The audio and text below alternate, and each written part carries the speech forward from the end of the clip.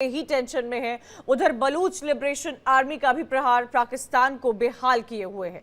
इन सब के बीच बॉर्डर पर गोलीबारी पाकिस्तान और अफगानिस्तान के बीच किस तरह का मनमुटाव जारी है, इसे बताने वाली है पाकिस्तान और अफगानिस्तान के बीच एक दूसरे पर हमला और आतंकी घटनाएं एक बड़ा मुद्दा बन गई है। दोनों ही देश एक दूसरे पर आतंकी ग्रुप को पनाह देने के आरोप लगाते आए हैं, जिससे डुरंड लाइन के दोनों ओर सुरक्षा बड़ा मुद्दा बना हुआ है। ये साफ है कि पाकिस्तान के लिए ये वक्त अग्नि परीक्षा जैसा है। पाकिस्तान को बीएलए और टीटीपी दोनों से ही खतरा है। पाकिस्तान अपने घर में घिर रहा है, बॉर्डर पर भी उसकी हालात पतली है, तो दूसरी ओर पाकिस्तान में कंगाली, बेरोजगारी जैसे हालात है और ये हालात लगातार लंबे समय से चलते आ रहे हैं। ऐसे में अगर पाकिस्तान और अफगानिस्तान के बीच जंग की शुरुआत होती है तो पाकिस्तान को ये वॉर खासी महंगी पड़ेगी। इसी को लेकर हम आपको ग्राफिक्स बता रहे हैं। ग्राफिक्स देखिए और समझिए कि क्या हो रहा है, बॉर्डर पर कैसे तनाव बढ़ता जा रहा है, दोनों देशों के बीच में कितने हथियार हैं, पाकिस्तान सेना से कितने हथियार छीने गए हैं। AK-47 73, G3 36 जो आप देख पा रहे होंगे, रॉकेट लॉन्चर भी आप देख पा रहे होंगे, वहीं बुलेट्स 1000 बुलेट्स का नाम इसमें, दूरबीन 6 और मोटार 1 और ये तमाम चीजें हैं जिसको लेकर आज चर्चा करेंगे। क्या हालात बने हुए हैं इस वक्त पाकिस्तान अफगानिस्तान में, क्या इसका कोई हल है, सॉल्यूशन क्या है आगे बढ़ते हुए, इसको भी समझने की कोशिश करेंगे। हमारे साथ retired major general AK Siwach है, डिफेंस एक्सपर्ट के तौर पर जुड़े हुए हैं, साथ ही retired group captain UK Devnath है, डिफेंस एक्सपर्ट के तौर पर जुड़े हुए हैं। आप दोनों का बहुत बहुत स्वागत है। UK देवनाथ जी, क्या स्थिति इस वक्त आपको नजर आ रही है, जो तस्वीरें सामने आ रही है, जो सोशल मीडिया पर कई चीजें वायरल हो रही है, पिक्चर्स और वीडियोस वायरल हो रहे हैं, जो पाकिस्तान के न्यूज मीडिया चला रहा है, क्या लगता है गोइंग फॉरवर्ड, क्या इसका कोई समाधान है या ये चीज और बढ़ती हुई नजर आएगी? जी हाँ कंचन, जब पाकिस्तान ने पिछले महीने अफगानिस्तान के एयर स्पेस में घुसकर बमबारी की थी, तो पाकिस्तान ने ऐसा दावा किया कि वह ये बमबारी टीटीपी के उन पोस्ट पर कर रहा है जिसमें कि उन टीटीपी के आतंकवादी छुपे हुए हैं। पाकिस्तान भूल गया कि इस हवाई हमले के बाद एक ही चीज होनी थी कि अफगानिस्तान की तालिबान सरकार और ज्यादा नाराज हो जाएगी। इस एयर अटैक के बाद अफगानिस्तान की तालिबान सरकार ने जो थोड़े बहुत राजनीतिक और डिप्लोमेटिक संबंध थे पाकिस्तान के साथ, उनको भी विच्छेद कर दिया है। आज की तारीख में उभय पक्ष एक दूसरे के साथ जीरो कॉन्फिडेंस है। कोई भी उनके जो कॉन्फिडेंस बिल्डिंग मेजर्स थे सब फ्लॉप हो गए हैं। आज की तारीख में तालिबान की सरकार काबुल में रोज सिर्फ यही चीज निर्धारित करती है कि किस तरह से पाकिस्तान के ऊपर ज्यादा दबाव डाला जाए, और उनको मालूम है, वो खुद भी लड़ाके रह चुके हैं। तालिबान जो है वो खुद भी लड़ाके रह चुके हैं।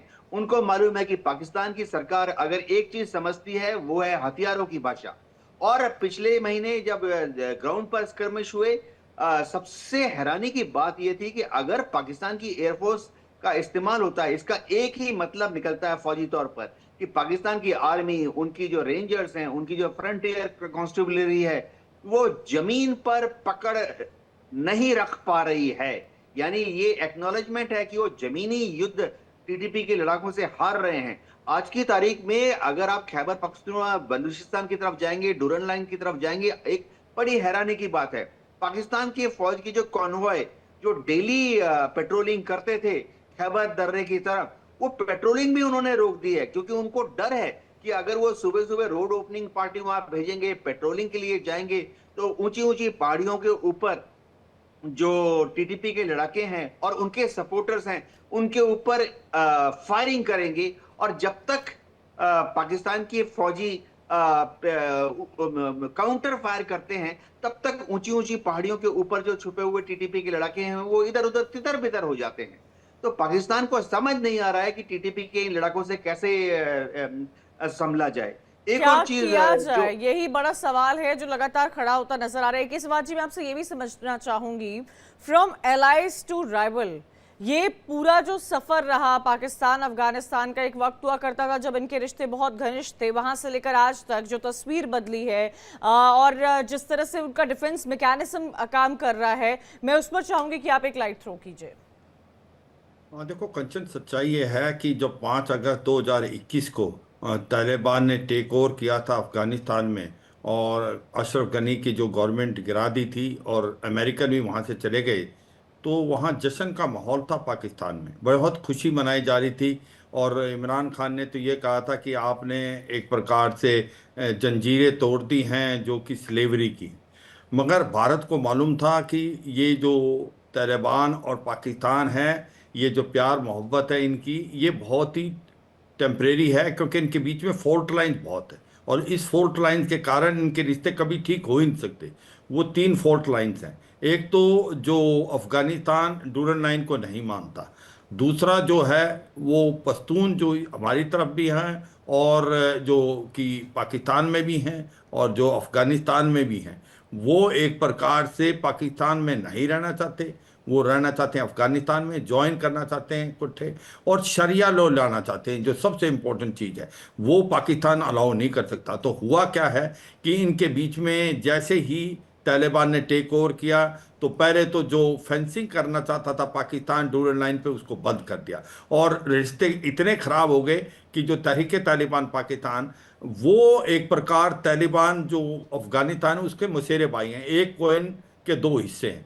पाकिस्तान ये कहता है कि जो तालिबान पाकिस्तान है उसकी बेसिस हैं वो अफगानिस्तान में, और उसको तालिबान सपोर्ट करता है।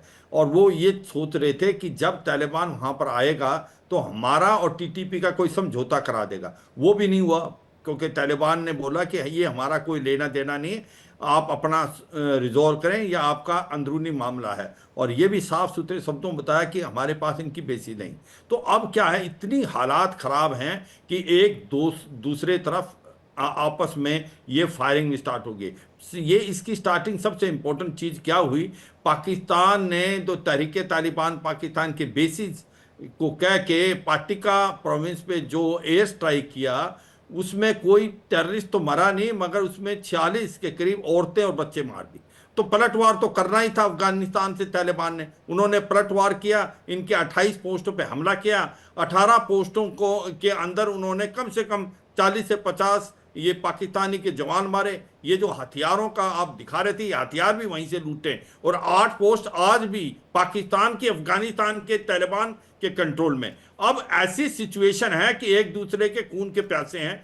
फायरिंग हो रही है ईस्टर्न बॉर्डर पे भी, और इनके जो कि एक सदर्न बॉर्डर पे जो अफगानिस्तान पे इतनी फायरिंग हो रही है कि कल की खबर है कि उन्होंने मोटर का भी इस्तेमाल किया है, आर्टिलरी का भी इस्तेमाल दोनों तरफ से हो रहा है। और तीसरा सबसे इंपॉर्टेंट चीज़ क्या है कि जो गुरिल्ला वारफेयर है उसके अंदर तालिबान बहुत माहिर है। और ये अब 4 जगह से हमला हो रहा पाकिस्तान पे।